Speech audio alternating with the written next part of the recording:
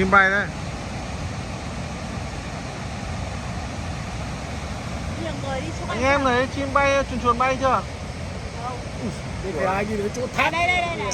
Của trên quay video này nhìn đầu ông chuẩn lại lung tung bay ở chỗ cái nó bay ở cái ấy.